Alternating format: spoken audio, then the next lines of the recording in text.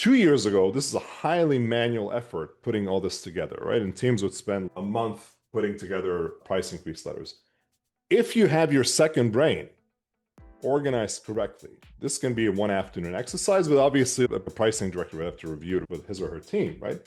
But the point is that can be accelerated greatly through the use of second brain and building these skills where you essentially teach AI to produce this markdown document that acts as a guide for AI to produce a code in a reproducible manner for this specific activity, right?